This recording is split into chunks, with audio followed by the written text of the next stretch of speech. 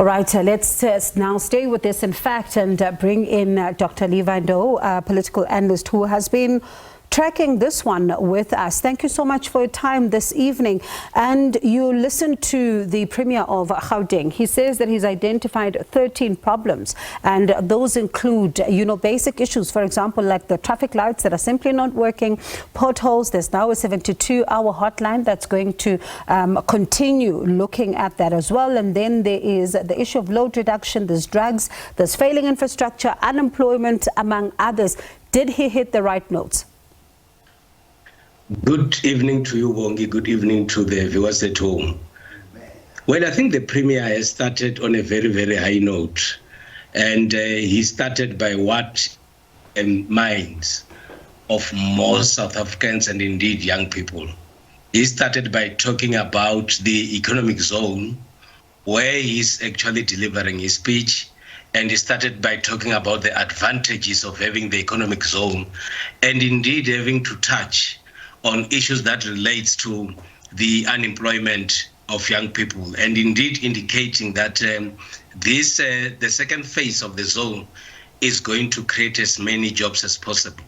My sense is that the Premier and his executive appears to be aware of the day-to-day challenges that the citizens of Gauteng are facing. And indeed, I think he also made it clear and much easier by being able to identify the 13 areas that the government has to focus on. And if you look or listen at what the ordinary citizens are saying every day, they touch on the very same issues that the Premier has been able to identify. His speech, in my view, talks to the progress that the provincial government has made. It talks to a lot of research that has been conducted, and it also talks to the programs that the government has to deal with these challenges. And especially when you think about the issue of cable theft, right? Because this has been an issue for quite some time, where we see infrastructure being vandalized, and we also see then cable theft also impacting the people, particularly in some of the townships, quite negatively.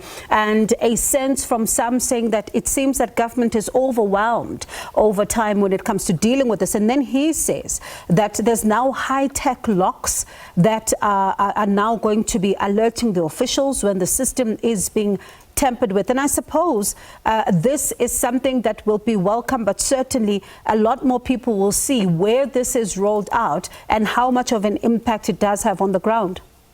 You need government that is able to identify challenges and the government that is able to provide solutions there.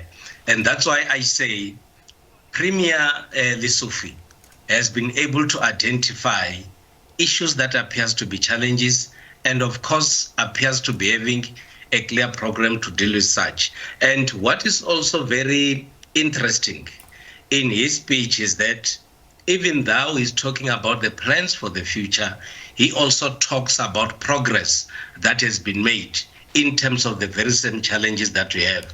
And my view is that with this ability to identify challenges and having started working, one should also expect that in the near future, we should also be seeing a lot of progress that is being made in the identified areas. And how much of this also for you becomes a bit of a solution, particularly for some of the, the townships, and how much of a challenge could this potentially be?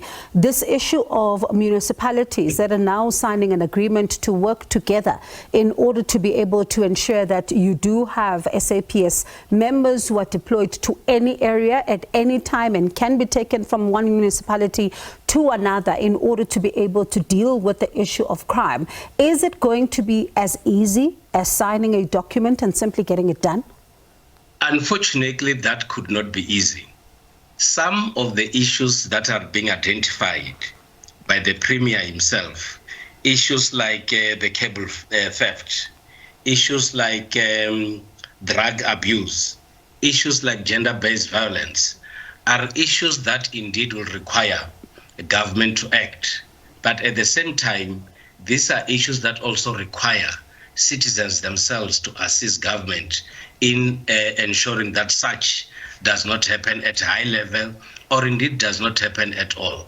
So in some instances, when the government is speaking, we also need to get the buy-in of ordinary citizens, because it will never be possible to have a police officer in every household to prevent gender-based violence. It will also not be possible to have people that are supposed to be monitoring people that are abusing drugs. So it therefore requires ordinary citizens themselves, and indeed heads of families and parents, to be able to play their role in ensuring that such is being prevented.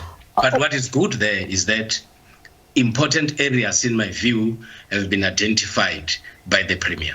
When you talk about communities, because the buy-in there has also been somewhat of a challenge in others and something that has been easier in some, let's just unpack that, because when you think about, for example, in the past, you would have street committees that would then be working with the ward councillors. You then would be seeing the ward councillors take these matters to council. And then you would be seeing quite a bit of movement when it comes to the hierarchy of addressing some of the issues that the residents are concerned about. Is there still something that is currently working in some of the communities, or do they need to look at the participation of communities as well? My sense is that every strategy that has to be developed that has to address the problem should be welcomed. Equally, you need to have communities working together, for an example, to deal with cable theft.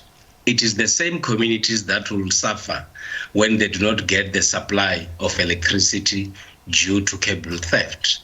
It is the very same communities that would protect people that are involved in gender-based violence. So if communities are able to work together, indeed such could be kept. It is members of communities that are aware and know people that are abusing drugs. And if these people are able to work together and indeed work with law enforcement agencies, that could, in my view, be able to address such challenges. When you take a step back in time, right, the issue of cable theft by some, and I remember former mayor of Johannesburg, for example, Paxton, said that this is an issue that maybe should be looked at, heavily and quite ensure that it's dealt with.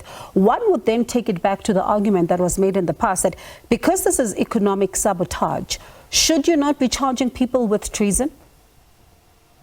I think that if it goes to that extent, it should be the case.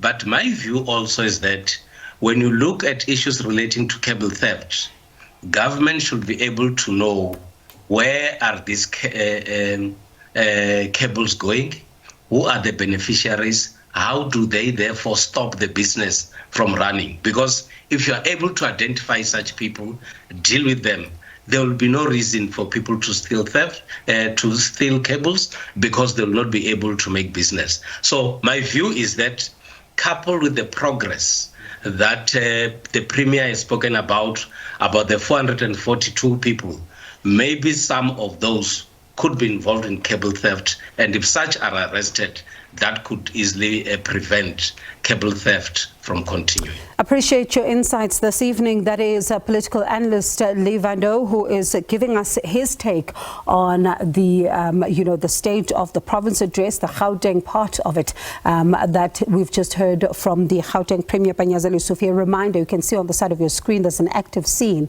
6 cash-in-transit suspects have been fatally wounded in a shootout with police. We'll bring you more on that. Lopang Alamo, our reporter, is on her way there to give us a sense of what's going on. And it's interesting that this is taking place at the time that we're hearing of surveillance of around 442 kingpins in the province of Gauteng.